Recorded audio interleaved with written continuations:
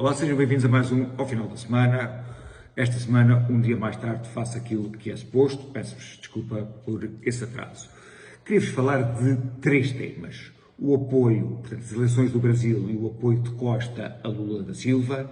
Queria falar um bocadinho do racismo que existe no mundo ocidental. E depois queria-vos falar de mais uma greve do metro, que já é uma coisa que nos é habitual. Em relação ao apoio de Costa a Lula. Ora bem, Costa disse que dava o seu apoio a Lula da Silva e que dava o seu apoio a nível pessoal. Ora bem, eu quero aqui dizer duas coisas.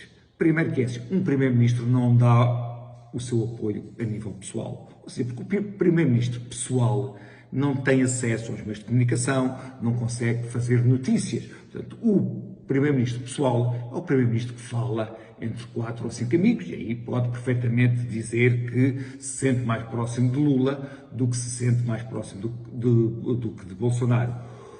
O primeiro-ministro de um país como Portugal, que é suposto ser, digamos, o país irmão do Brasil, devia abster-se de entrar neste tipo de disputas. E agora é assim, Costa dá o apoio a Lula. Lula não é apenas um candidato da mesma área que Costa. Lula é um candidato especial. Ou seja, ninguém que esteja de boa fé, isto é um bocadinho como aquilo dos jogos de futebol. Há a pessoa que pode ver o que é que o árbitro faz de boa fé, ou pode ver com um clubismo de tal maneira torcido que consegue ver aquilo que não está lá. Agora, ninguém que veja o percurso de Lula de boa fé pode negar que Lula foi responsável pela maior, como é que eu ia dizer, teia de corrupção que possivelmente já existiu numa democracia. Ninguém de boa fé pode dizer que Lula não é corrupto. Ora bem, quando Costa está a dizer que dá o seu apoio a Lula, que ninguém pode dizer que não é corrupto, basta ver os vídeos do triplex de Lula em que a mulher discutia quais eram os acabamentos, basta ver a quinta que era de Lula e que ele dizia que não era dele e os barquinhos tinham o nome dos netos dele e da mulher. Portanto, era um bocadinho algumas semelhanças com Sócrates, ou seja, tinha uma data de coisas e que ele diz que não eram dele, que eram de amigos dele, um bocadinho semelhante àquilo que acontecia com Sócrates.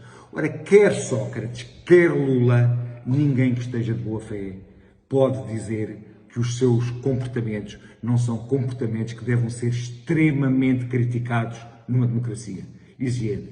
Portanto, o Partido Socialista levou a cabeça de bolo de um primeiro-ministro. O que era normal era que tivesse havido, por parte do partido, uma enorme demarcação de tudo o que era corrupção. Mas não, quer dizer, é-se capaz de dar apoio a um corrupto só porque esse corrupto é dos nossos.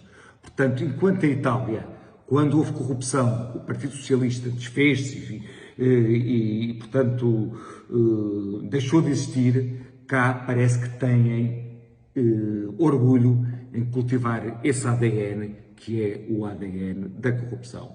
Em relação ao racismo no mundo ocidental, que é o segundo ponto que eu queria falar convosco. Ora bem, de facto, há racismo no mundo ocidental, foram cometidas muitos comportamentos que nunca deveriam ter sido cometidos, mas eu penso que, de um modo geral, nós estamos a lidar bem com esse assunto. Isto vinha a propósito do novo primeiro-ministro inglês, britânico, que é de origem indiana. Nós em Portugal também temos um primeiro-ministro de origem indiana. Passos Coelho era casado com uma guineense, Barack Obama, portanto, era afro-americano, e isso não os impediu de, em países em que eram maioritariamente, digamos, caucasianos, vendo por etnias, de serem eleitos. O que é uma coisa boa, ou seja, aquilo que é a etnia de uma pessoa deve ser um não assunto. O que eu acho piada é que na África subsaariana isso não se passa. Na África subsaariana era impossível alguém, digamos, branco, ser eleito nesses países. Nas próprias eleições angolanas, tal foi visível, portanto, esse racismo latente. Portanto, eu acho que o nosso caminho, o caminho do mundo ocidental, está globalmente, não sendo um caminho perfeito, está a ser globalmente um bom caminho. Por fim, a greve do metro. Já é um clássico existirem greves do metro, mas o que eu acho piada é que quem promove as greves do metro, ou as greves de empresas públicas, ou as greves da função pública, são aqueles que se dizem promotores e defensores dos serviços públicos.